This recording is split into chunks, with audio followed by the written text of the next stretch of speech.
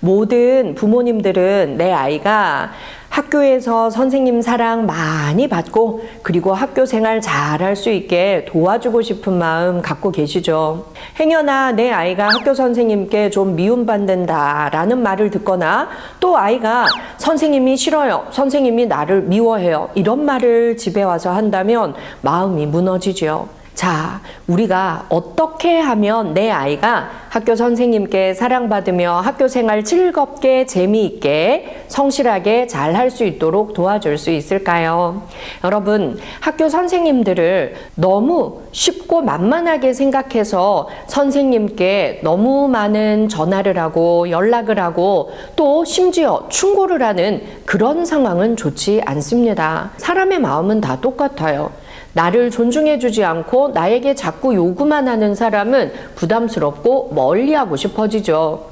부담스러운 학부모가 있다면 그 아이도 부담스럽고 왠지 불편해질 수밖에 없는 것이 선생님들의 마음입니다. 그런데요, 학부모님이 나를 존중하고 배려해주고 그리고 전적으로 믿어준다라는 걸 느끼면 어떤가요? 그 아이도 당연히 더 예쁠 수밖에 없습니다. 한 4월 중순 정도가 되면 선생님들도 우리 반 아이들 파악이 잘 되어 있을 때입니다. 그때쯤에는 연락을 한번 드리는 것이 좋지 않을까.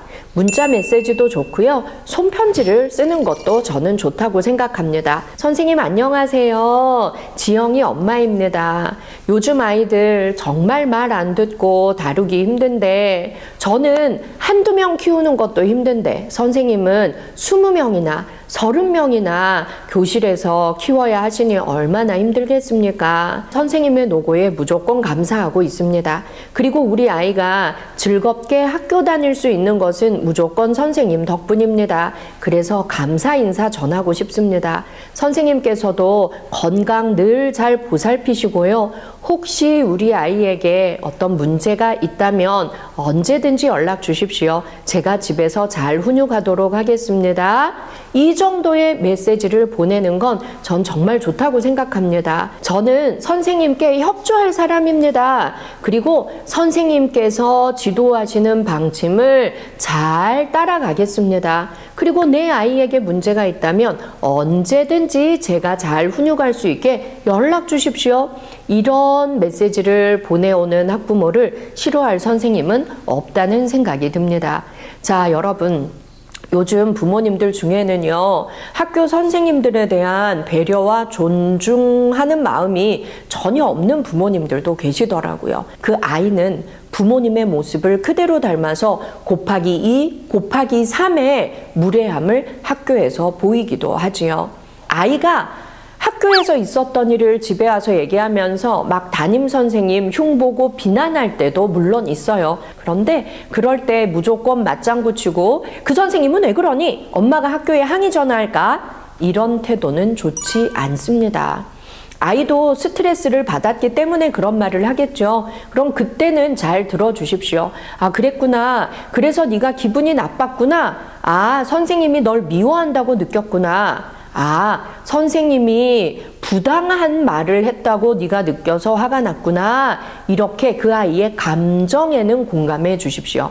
감정에 공감해 준 다음에 선생님 입장에서 얘기해 주는 것도 필요하다고 생각합니다. 그런데 있잖아, 선생님은 이런 부분이 힘들어서 그렇게 말씀하신 게 아닐까?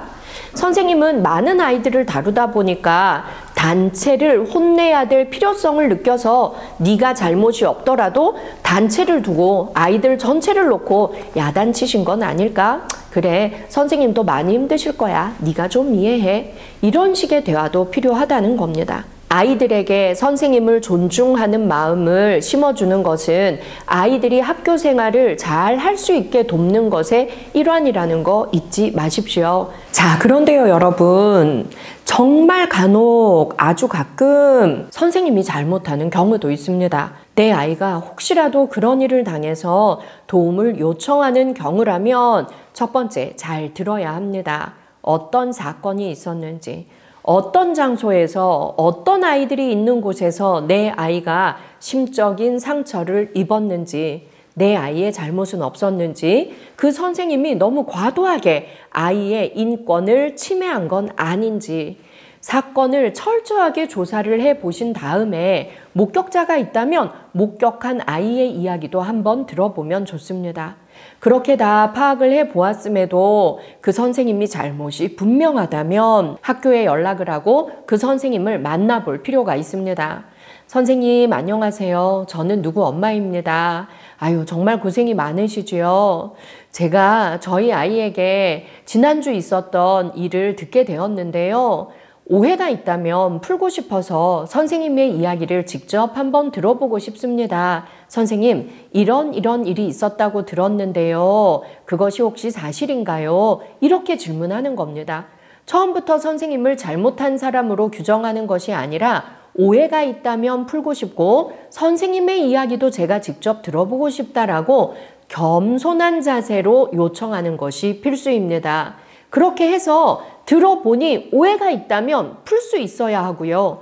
또는 그 선생님이 잘못한 게 분명하다면 내 아이가 사과받을 수 있는 기회도 만들어줘야 합니다. 가장 나쁜 케이스는 그 선생님의 잘못이 분명한데도 선생님이 무조건 내 아이만 야단치고 잘못한 아이로 몰아붙이고 자기의 입장만 고수하고 전혀 사과할 기미가 보이지 않는다면 그때는 엄마의 입장에서 내 아이의 보호자의 입장에서 그 선생님에게 정당한 요청을 할 수 있어야 되고 학교에서 가장 높은 권위자의 힘을 빌릴 필요도 있습니다. 내 아이의 편만 드는 것도 문제고 내 아이의 편을 들지 않고 학교 편만 드는 부모도 문제입니다. 그러나 보호자란 어떤 의미인가요? 내 아이를 지켜줄 보호자는 나 자신입니다. 그래서 내 아이가 너무 큰 상처를 입고 학교 생활까지 거부하는 그런 상황에 처하는 교사와의 갈등이 있다면 보호자가 적극 나서서 도와줘야 한다는 것 잊지 마세요. 오늘 제가 전해드린 이야기들이 내 아이가 학교에서 선생님께 사랑받으며 더 잘 클 수 있는데 도움이 되길 바랍니다. 오늘도 여러분들과 내 아이에 대한 고민 함께 나눈 저는 심리상담가 박상미였습니다.